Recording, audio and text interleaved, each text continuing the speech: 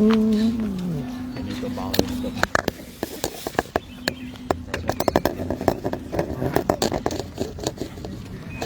ไอโซน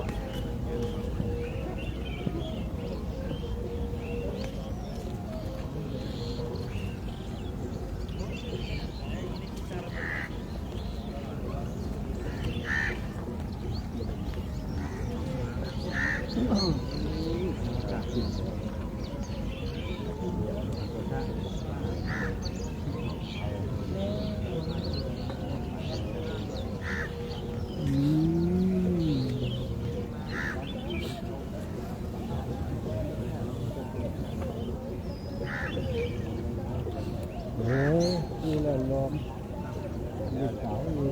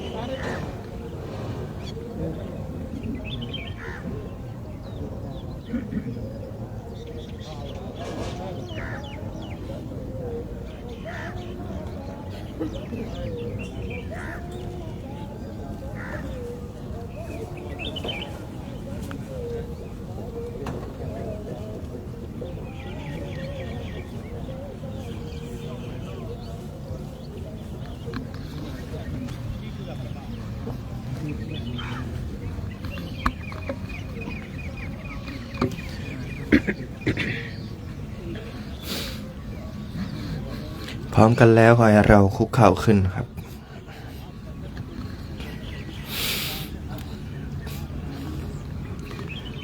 พร้อมกันแล้วกราบกราบกราบ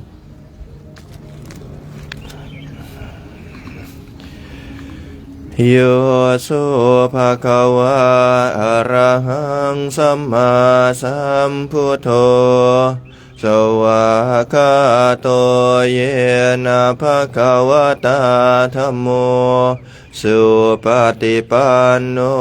ยะสะภะคะวะโตสาวกสังโฆ ธัมมายังภะคะวันตังสัทธัมมังสัสสังฆังอิเมหิสการเรหิยัตถาระหังอารุปิเตหิอภิปุชยามะสาธุโนพันเตภะคะวะสุจิราภรินิพพุโตปิปัจฉิมาชนะตานุกัมปมานาสาอิเมสการเรทุกขตาปันนาการะภูเตปฏิคันหาตุอัมหากังทีคารตังหิตายาสุขายาอะระหังสัมมาสัมพุทโธภะคะวาพุทธังภะคะวันตังอภิวาเทมิสวากขาโตภะคะวะตาธัมโมธัมมังนามัสสามิสุปฏิปันโนภะคะวะโตสาวกสังโฆสังฆังนามามิหันนามยังพุทธัสสะภะคะวะโตปุพพภาคณมการังกโรมาเสนะโมตัสสะภะคะวะโตอะระหะโตสัมมาสัมพุทธัสสะนะโมตัสสะภะคะวะโตอะระหะโตสัมมาสัมพุทธัสสะนะโมตัสสะภะคะวะโตอะระหะโตสัมมาสัมพุทธัสสะหันธรรมยังพุทธานุสติธัมมานุสติสังฆานุสตินายังกโรมาเสอิติปิโสภะคะวะอะระหังสัมมาสัมพุทโธวิชาจารณะสัมปันโนสุขโตโลกวิทูอนุตตโรปุริสธรรมสารติสัทธาเทวมนุสานังพุทโธภควติสวากขาโตภะคะวะตาธัมโมสันทิฏฐิโกอากาลิโกเอหิปัสสิโกโอปานายิโกปัจจตังเวทิตาโพวินโยหิติสุปฏิปันโนภะคะวะโตสาวกสังโฆอุจุปฏิปันโนภะคะวะโตสาวกสังโฆญาญาปฏิปันโนภะคะวะโตสาวกสังโฆสามีจิปฏิปันโนภะคะวะโตยะทิทังจัตตาริปุริสายุคานิอัตถปุริสปุคลาเอสะภะคะวะโตสาวกสังโฆอาหุนายโยปาหุนายโยทักขินายโยอัญชลิกรณิโยอนุตตรังปุญญเขตังโลกัสสติพาหุงสหัสสมาพิเนมิตาสาวุทันตังเครเมฆารังอุทิตาโคลาสเสนามารังธานาทิธรรมวิธินาชิตวามุนินโทตันเต ชัยมังคลานิมาราติเรกามพิโยจิตาสัพพรัตโครัมปนาราวกามะขมทัตถยาขังขันติสุทันชิตวามุนินโทตันเตชะสาภวตุเต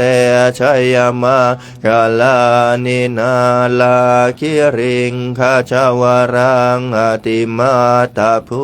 ตาทาวัดขิจากรรมสนิวสุธารุนันตาเมตตามบุเส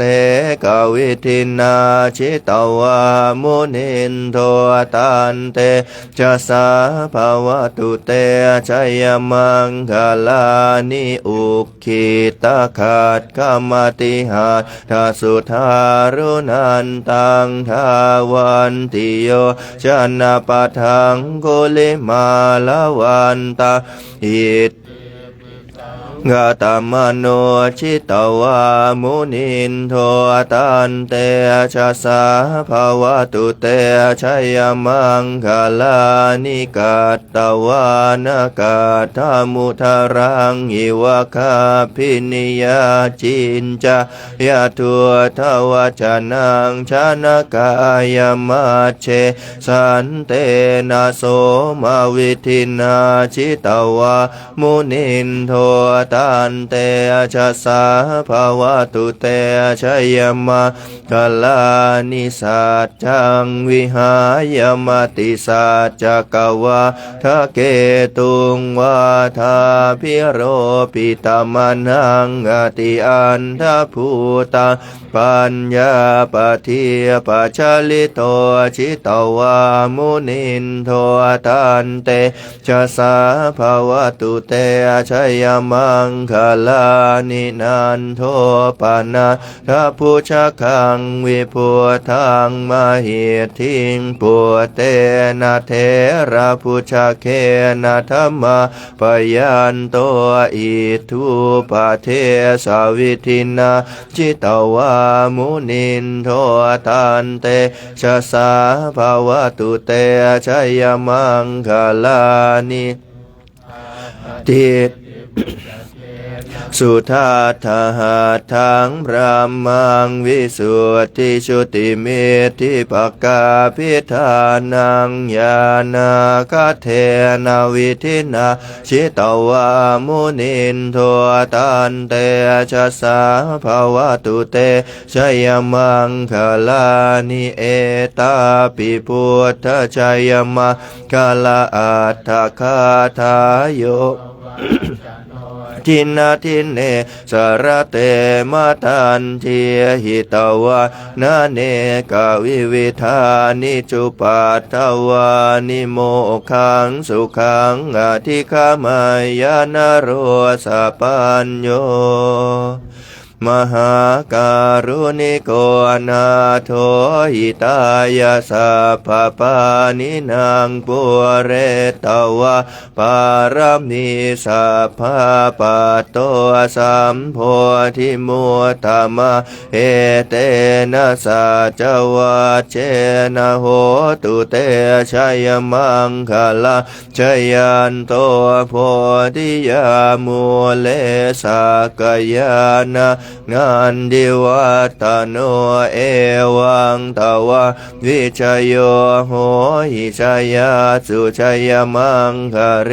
อปาราชิตปัลลังเกสีเสปัทวิโปคะเรอภิเสเกสัพพพุทธานาอาคาปะโตปโมทติสุนัขขตังสุมาคลังสุปะภาตังสุหุติตังสุขันโนสุมุหุโตจะสุยิทังพรหมจาริสุปทักขินังกายกรรมวาจากรรมังปทักขินาปทักขินังมโนกรรมังปณิทิเตปทักขินาปทักขินานิกาตวานลพันตเท ปาทาคิเนกราบลาพระพร้อมกันครับ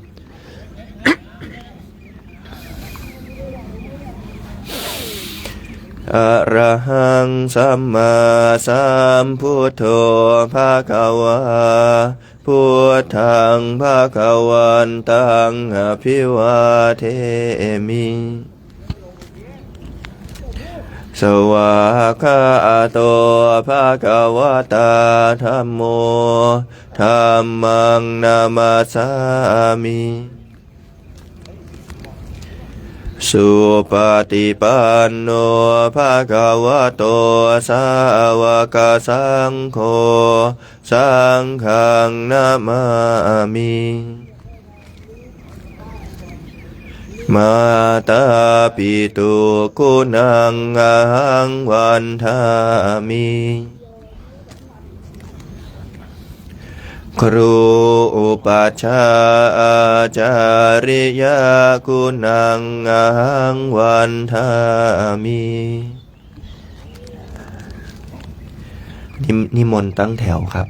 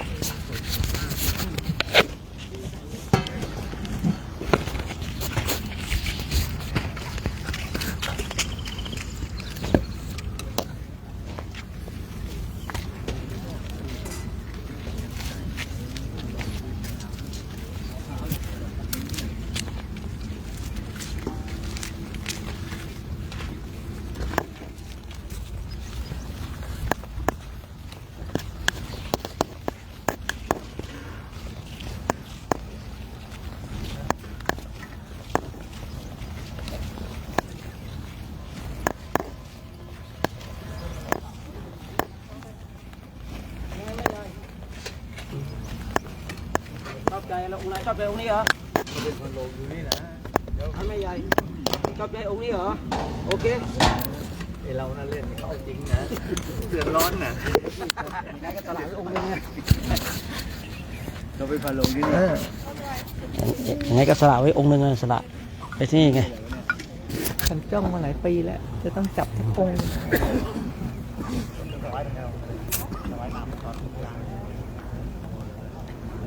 ตอนนี้คณะพระทุสงฆ์หลังจากได้สวดมนต์ในช่วงพักเช้าเสร็จช่วงต่อไปก็เป็นช่วงของการฉันภัตตาหารฉันภัตตาหารกันในช่วงของเช้าของวันนี้วันนี้เราก็จะออกเช้ากันนิดนึงเพราะว่าวันนี้เป็นวันธรรมสวนะแล้วก็เป็นวันมาฆบูชาด้วยเป็นวันลงพระอุโบสถของพระด้วยแล้วก็เป็นวันที่พระเดินไกลด้วยโอ้โหหลายวันเลยวันนี้นะหลายอย่างเลยนะฮะวันพระจันทร์แดงพระจันทร์เลือดด้วยวันนี้นะนี่มันจัดเลือดด้วยวันนี้ทุกอย่างเลยวันนี้ฉะนั้นก็หลายๆวันตรงกันเกิดความอัศจรรย์พระฉันเข้าได้วันนี้นะเห็นได้ที่ประเทศไทยแล้วต้องบินกลับที่นี่ไม่เห็นที่นี่เห็นเดี๋ยวก็เห็นก็ข่าวเขาบอกว่าจะเห็นได้ในประเทศไทยบินกลับแล้วไม่เวลามันเลยไปแล้วจ้ะ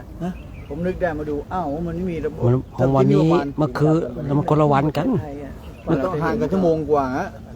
ของวันนี้เมื่อของเมื่อวานก็ของเมื่อวานไงมันต้องเห็นวันนี้อ๋อของอินเดียเขาเห็นวันนี้ก็ของวันนี้กะเมื่อวานนี่มันเห็นเมื่อวานนี่เหรอกันมาคะเห็นวันมาคะอ๋อผมก็ว่าเห็นเมื่อวานวันมาคะวันพระสารีบุตรบรรลุธรรมเอกตาเลยวันตรงพระชนมายุเป่าขี้พุน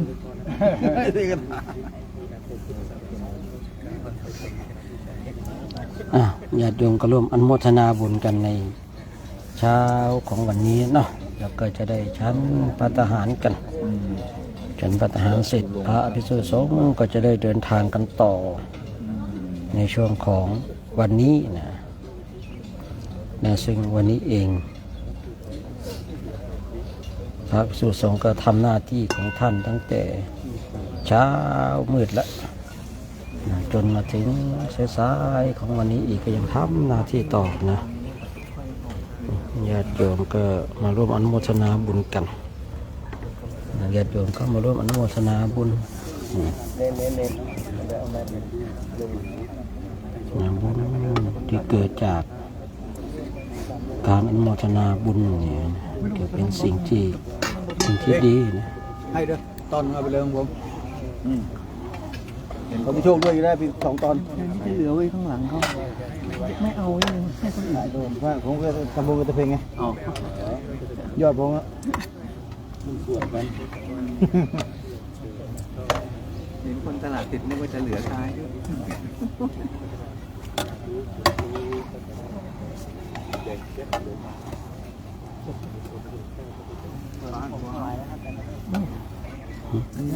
นี่แหละน้ำพริกบัวกระดูกพริกไม่เอาครับ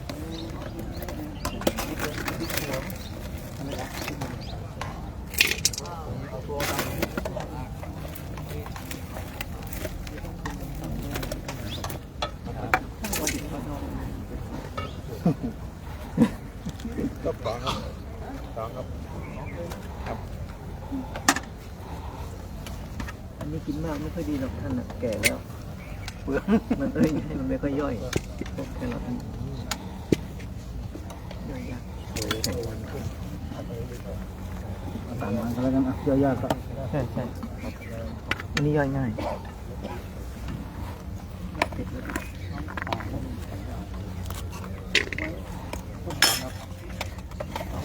มะกอก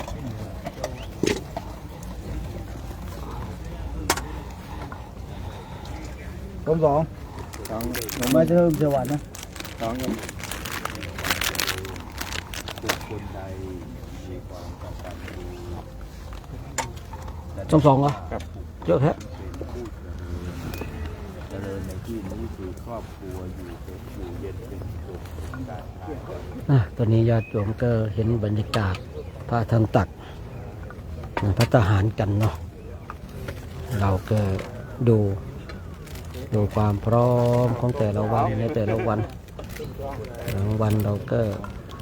เช้าบ้างสายบ้างนะอันนี้ไม่แน่นอนแต่ที่นี้นอนแน่นะแต่วันนี้ได้นอนแน่ถ้าไม่จริงตายสักก่อนอันนี้เราก็มาร่วมกันญาติโยมร่วมอนุโมทนาบุญกันบุญกุศลที่ท่านทั้งหลายได้ร่วมกันเป็นเจ้าภาพพระทหารท่านทั้งหลายได้ร่วมกันได้สร้างสรรค์สิ่งที่ดีงามในวันนี้ก็เป็นความโชคดีนะของเราท่านทั้งหลายกันที่เราท่านทั้งหลายได้มาร่วมกันเป็นเจ้าภาพนะพระทหารกันนะที่เราท่านทั้งหลายได้โฆษณากับญาติโยมที่เข้ามาชมไลฟ์สดเนาะชมไลฟ์สดอยู่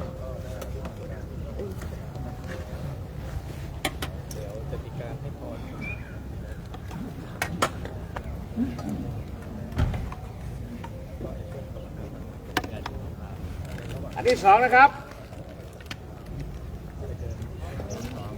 อันที่1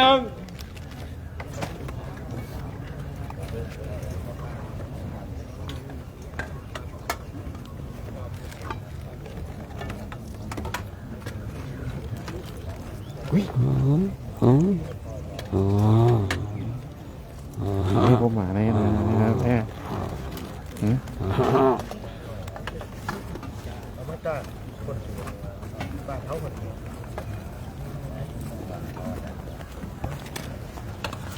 ยาวนี้มั้งบ้านเขาเดี๋ยวมั้งเดินออกตรงนี้นี่ไหมนี่นะโอ้นี่ครับไปตรงนี้เอาไปทางนี้ไงฮะแก้วสารพัดเจ้าค่ะสาธุสาธุโมทนาสาธุสาธุมาสาธุสาธุนี่อันนี้ถ้วยสารพัดนึกไง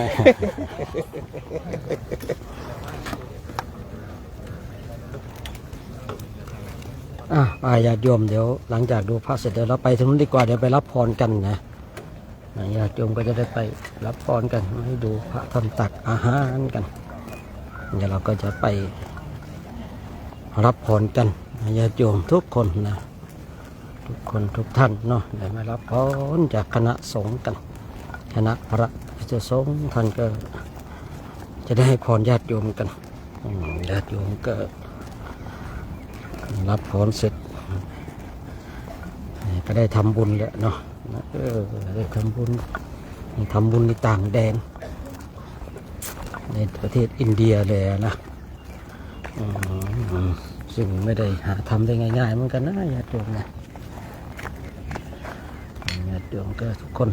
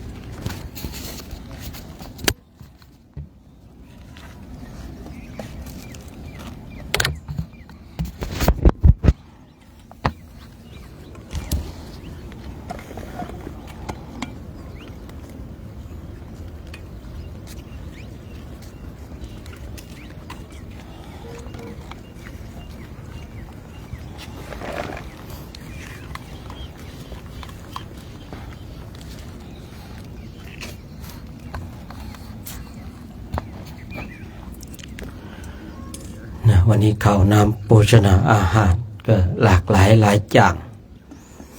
ถูกสร้างสรรค์โดยคณะของจิตอาสาคือแม่ครัวนะแม่ครัวก็ได้มาร่วมกันสร้างสรรค์ปรุงแต่งเนี่ยแม่ครัวเรียกว่านักปรุงแต่งใครจะปรุงแต่งเก่งไม่เท่าแม่ครัวนะถ้าแม่ครัวไม่ปรุงแต่งเนี่ยนะรสชาติของอาหารคงไม่ได้เรื่องเนาะนี่อาศัยการปรุงแต่งเนี่ยนะแล้วการปรุงแต่งดีไหมมันต้องดูว่าปรุงแต่งในเรื่องอันใดนะถ้าถามว่าการปรุงแต่งดีไหมแกตอบว่าดีแล้วทำไมนั่งสภาวนาไม่ให้ปรุงแต่งไงเนาะถามว่าปรุงแต่งไม่ดีถ้างั้นเดี๋ยวแม่ครัวไม่ปรุงแต่งนะจบเลยเนาะมันต้องดูนะครับว่าถามว่าการปรุงแต่งดีไหมเรื่องอันใดที่อยากจะรู้ว่าดีไม่ดีเนี่ยบางทีก็ต้องเข้าใจนะแต่ว่าการปรุงแต่งไม่ดีอาจจะแม่ครัวไม่ปรุงแล้วกันเนี่ยไม่ปรุงเพราะว่าไม่ดีเนี่ยแม่เราอุตส่าห์นั่งปรุงแต่งอาหารให้เมื่อว่าเราไม่ดีอีกเนี่ยนะนักปรุงแต่งไม่ดี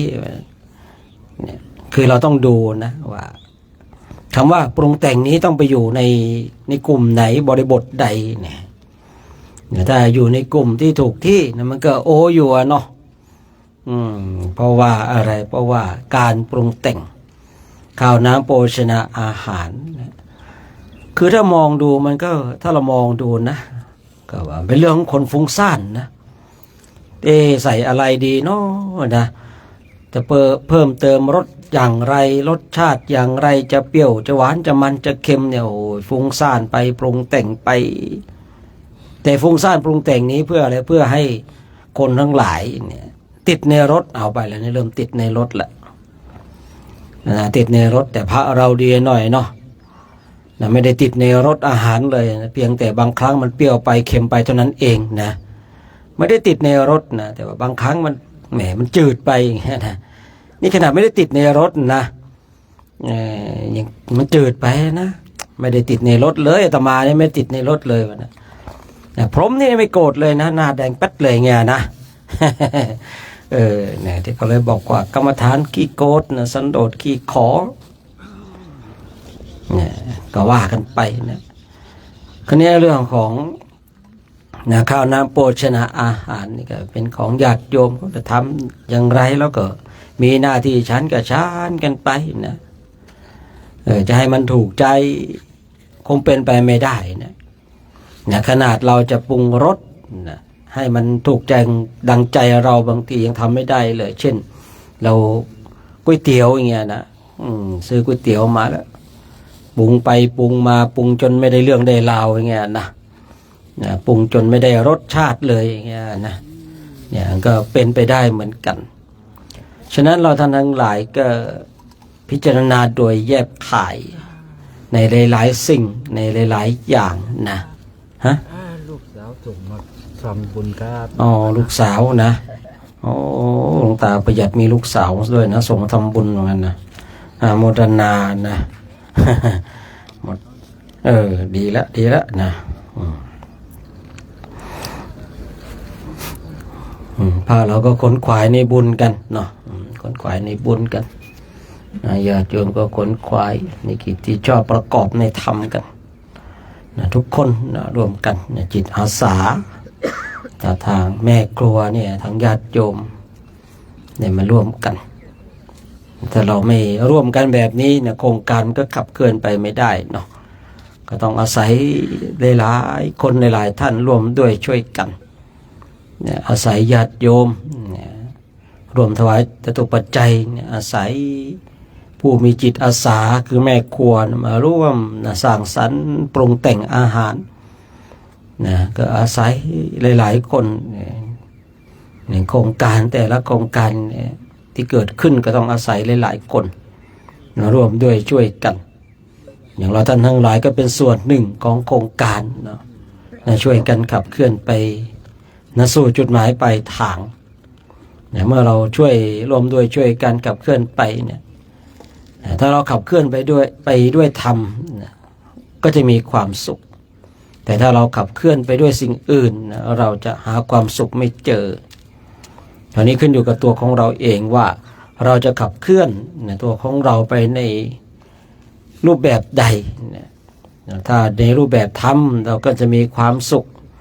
เวลาเจอสิ่งที่ไม่ถูกอกถูกใจหรือว่าอะไรปุ๊บเนี่ยมันก็จะมีธรรมเป็นเครื่องหักล้างเพราะว่าทุกอย่างที่มันเกิดขึ้นกับเราเนี่ยมันย่อมมีเครื่องหักล้างอย่างแน่นอนเช่นเราฝึกทำกรรมฐานกันใครราคะจริตเนี่ยต้องไปอะไรอสุภกรรมฐานเนี่ยเอาอสุภกรรมฐานเนี่ยมาหักล้างเนี่ยนะคือทุกอย่างเนี่ยมันเกิดขึ้นในจิตในใจของเรานี่ก็เราก็จะต้องมาพิจารณากันให้มันแยบคายเนาะให้มันชัดเจนด้วยตัวของเราในแต่ละวันนี่ก็เรามีข้าวน้ำโภชนาอาหารได้ฉันกันทำให้เรามีกำลังในการขับเคลื่อนไปวันนี้ก็จะได้เดินทางใกล้ไปทุกทีแล้วนะที่จะถึงกุสินาราสังเวชนียสถานที่2ของคณะของเรารอเราอยู่เบื้องหน้าอีกไม่ไกลนะความเป็นจริงเนี่ยถ้าเดินวันนี้รวดเดียวมันก็ถึงอยู่นะแต่ออกเช้าแบบนี้แต่ว่าของเราไปแบบไม่รีบร้อนเนาะใจแบบสบายๆไม่รีบร้อนอะไรมากมายแต่ถ้าเราไปแบบรีบร้อนได้ไหมก็ได้เหมือนกันเนาะแต่ก็อาจจะเหนื่อยอาจจะเพลียนิดนึงของเรานี่ยังมีช่วงเวลาเนาะในการพักในการทำวัดสวดมนต์เจริญธรรมกรรมฐานก็เลยมีเวลาฝึกจิตมีเวลาเติมพลังด้านจิตเนี่ยเราเติมพลังด้านกายด้วยข้าวน้ำโภชนาอาหารเราเติมพลังทางจิตของเราด้วยการปฏิบัติแบบทำกรรมฐานกันคณะของเราก็โชคดีนะมีญาติโยมเขาร่วมถวายข้าวน้ำโภชนาอาหารถวายจตุปัจจัยเนี่ยทำให้เราขับเคลื่อนไปได้ด้วยดีนะครับผมด้วยดีถ้าไม่มีญาติโยมคอยสนับสนุนนี่ก็คงจะลำบากเหมือนกันนะแต่เนี่ยโชคดีว่าเรามีญาติโยมไม่ได้มาร่วมอุปถัมภ์ทำให้เราเนี่ยมีข้าวฉันมีน้ำปนะดื่ม มีเครื่องอำนวยความสะดวกหลายๆอย่างนี่เป็นความโชคดีนะเราก็ต้องรักษาความโชคดีของเราให้อยู่กับเราให้นานนะเท่าที่จะทำได้นะเพราะว่าความโชคดีตรงจุดนี้เนี่ยขึ้นอยู่กับตัวของเราเองอย่างเช่นนะถ้าเรายังครองเพศของนักบวชอยู่นะความโชคดีมันก็จะปรากฏขึ้นลักษณะแบบนี้นะแต่ถ้าเราลาละจาก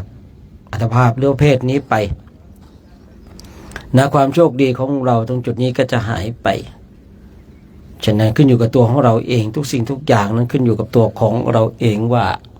นะเราเนี่ยจะทำในเช่นใดนะเราจะทำในเช่นใดขึ้นอยู่กับตัวของเราเนี่ยชีวิตของเราขึ้นอยู่กับตัวของเราเองนะไม่ได้ขึ้นอยู่กับบุคคลอื่นไม่ได้ขึ้นอยู่กับอินผมยมยักษ์อะไรแล้วขึ้นอยู่กับการกระทำของเรานะเราทำดีความโชคดีก็ปรากฏนะเราทำไม่ดีเนี่ยเราก็โอ้ยทำไมชีวิตฉันต้องเจอเรื่องร้ายๆทำไมชีวิตฉันต้องเจอนู่นเจอนี่มันร้ายเหลือเกินเนี่ยเคยว่าที่เคยคุยไว้เวลาทำไม่คิดนะเนาะมาคิดอีกทีมันก็สายเกินไปซะแล้วเนี่ยเวลาที่จะสร้างเหตุเนี่ยเราไม่ได้คิดนะแต่เวลาผลมันปรากฏเนี่ยเราดันคิดว่าทำไมชีวิตของเราต้องเป็น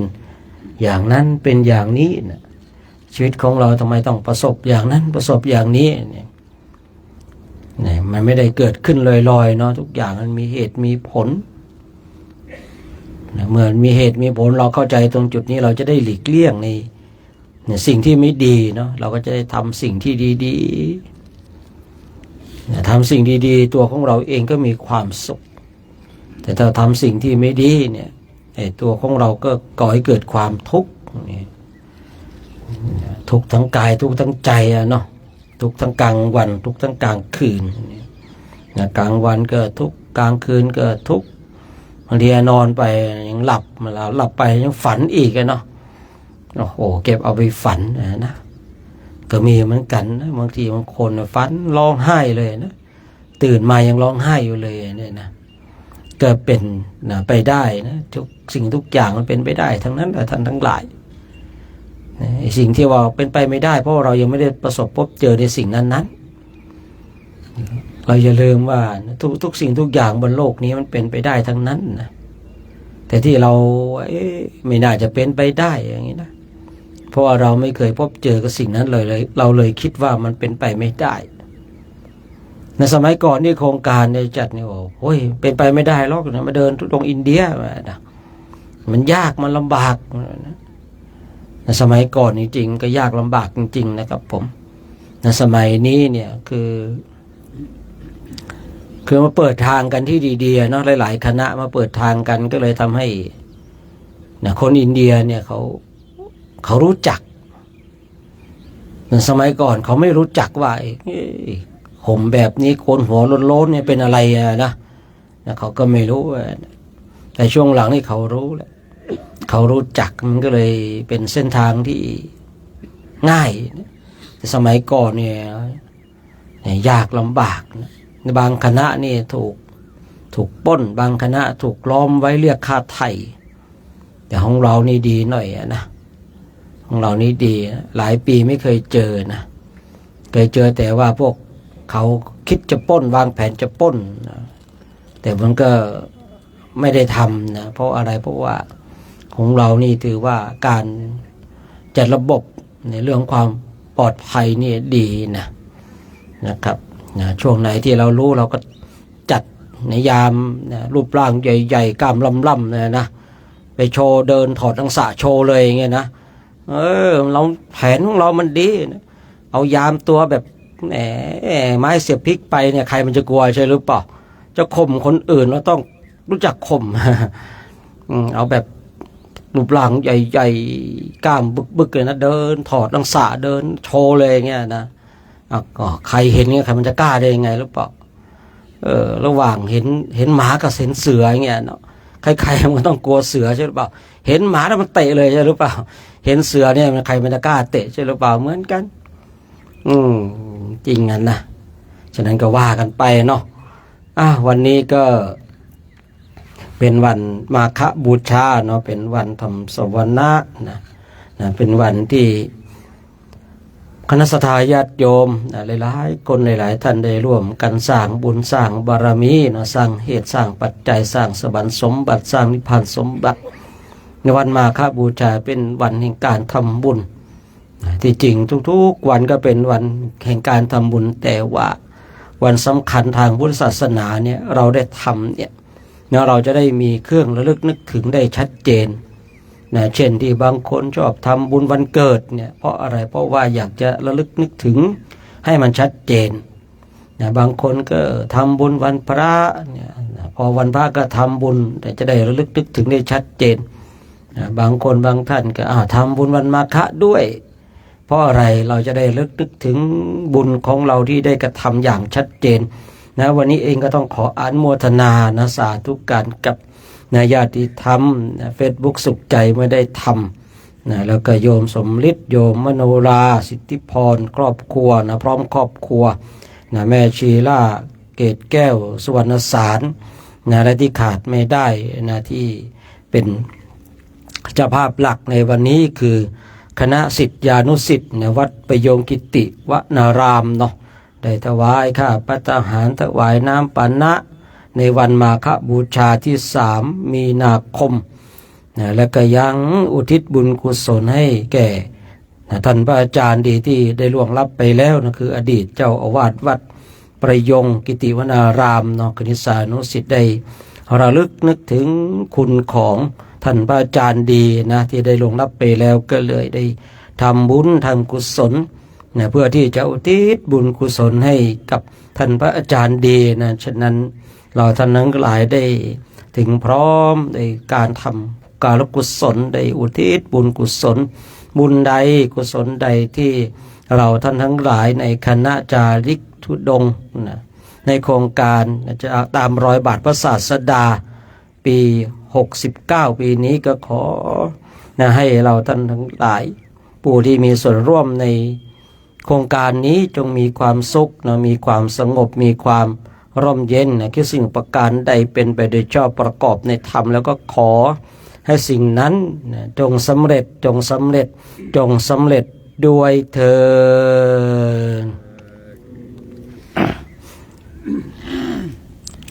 ดต่อไปเดี๋ยวเราจะได้ร่วมกันให้พรกับท่านเจ้าภาพเนาะใครญาติโยมอยู่ทั้งบ้านก็สามารถกรวดน้ำได้เหมือนกันอุทิศบุญกุศลให้กับญาติของเราที่ล่วงลับไปแล้วนะให้มาร่วมอนุโมทนาบุญรับบุญกุศลที่เราได้ทำกันยะถาวะเรวังหาปุราปาริปุเรนติสาคลังเอวะเมวะอิโตทินังเปตานังอุปกาปเตอิชิตังปัจจิตังตุมหังคิปะเมวัสสมิจันตุสัพเพปุเรนตุสังกปปาจันโทปนะระโสยถามณีโชติระโสยถาวิวาจันตุสัพพะโรโควินาสตุมาเตภวัตวันตารายโยสุขิธิขายุโกภวะอภิวาทนาสิลิสานิจาวุฒาปจายโนจาตารโรธรรมาวัฏติอายุวันโนสุขังภาลังอายัญจักโขทาคัมภิสุปฏิทิตาทิคารตังปฏิโสยาติธรรมโมจะอายังนิทาสิตเปตานะพุทธจักตาอุราราภารัญจะโคนามันโนปาทิอินนางโตเฮหิปุญญังปัสสุตังอนาปกันติโหวตุสาภมังคลังรักตุสาปเทวตาสาปทานุภาเวนัสทาโสติภวัน ภวตุสาภามังคาลังราคันตุสาเทวตาสาปะมานุภาเวนัสธาโสทิภวันตุเตขลังราคันตุสาปะเทวตาสาปะคานุภาเวนัสธาโสทิภวันตุเตต่อไปพิจารณาอาหารหันธรรมยังธาตุปฏิโกรปัจจเวคโนปาทังพนมะเสยาธาปัจจยังปวัตตมหานังทัตตุมัตตเมเวทังยาติทังทัพพาตัวตตุปะควรชักโกจะปุคคโลธาตุมัตถโกนิเชียวสุญโยสะโหปนายังทัพพาโตอาชิโคชนิโยอิมังปวติกายังปัทวะอติวิยาชิโคชนิโยชายาติครับนิมนต์พิจารณาอาหารนะครับผมพิจารณาอาหารเสร็จก็เหมือนเดิมเนาะ